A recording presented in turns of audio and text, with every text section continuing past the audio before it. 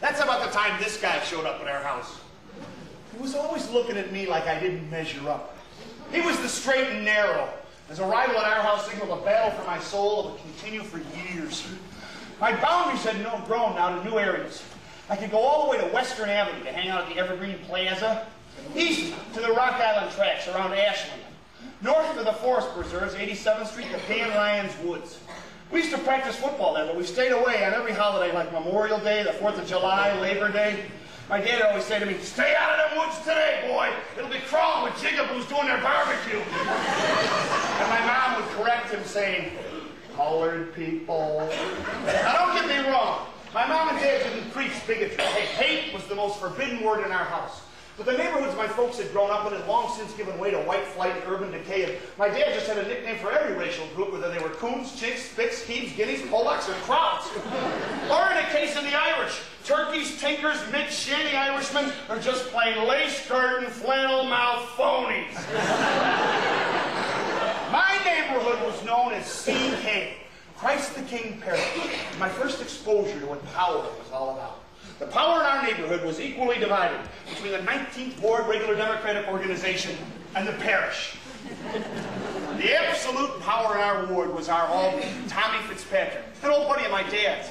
I got my first taste of political power Chicago style one Halloween when I was about 10 years old and went down to the Beverly Theater for their annual spookathon of assorted Caspar cartoons, prizes, costumes, ghosts, giveaways, and they tell me to hang on to my ticket stub as I'm walking in the door because I might win a prize.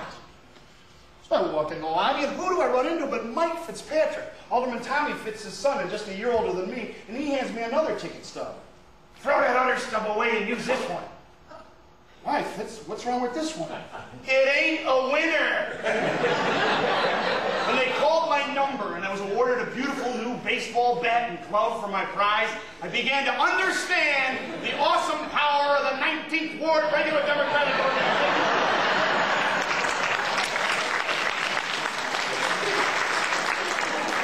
The church emanated power. It's a beautiful new church built in 1953, and on Sunday, everybody was there for Mass. The most powerful person in our parish, of course, was our pastor, Monsignor Patrick J. Gleason. Monsignor Gleason was an old world type of pastor you don't see much of anymore. He wore the purple socks, he drove a Cadillac that the parishioners had bought for him, and he used to show up at our house unannounced. Yeah, the doorbell would ring, I'd go and answer it, and there would be Monsignor Gleason standing there. "Hey, Dad, Monsignor's here." My dad would hop up, buttoning his pants. Hiya, Pat, yeah, come on down the basement. They'd go down to the bar in the basement, have a couple of pops, and about an hour and a half later, Monsignor Gleason would leave with money in his pocket and a load on. This is when I started to think, you know, maybe it wouldn't be such a bad idea to become a priest. Both of my brothers had left the seminary by then. My brother Paul finished high school at St. Rita, but my brother Danny went the longest. And I'm sure all those years of solitude and subterfuge in the seminary prepared him for his career in politics, in the 19th Ward.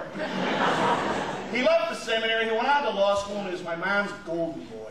But she still wanted a priest in the family. With my brothers Willie, John, and Tommy practically poster boys for reform school, I became the most likely candidate. My mom was known as the holiest lady in the parish. She used to say the rosary about 20 times a day. We had all these religious pictures and statues all over our house. She even had an 8-foot statue of the Blessed Mother erected in our backyard. Every year we would have a May crowning, and my sister would be designated as May Queen and crown the statue. There was never a vote. One of the other statues we had was a smaller one in our living room of St. Michael the Archangel. He had long, blonde, flowing hair. And he looked really macho with his armor on over his wings. In his right hand was a great big silver sword. And underneath his left foot being crushed was some sort of weird-looking four-legged monster with a pissed-off look on his face. Obviously, Lucifer. My brothers used to stick cigarette butts out in Lucifer's mouth and leave it for my mom to find her.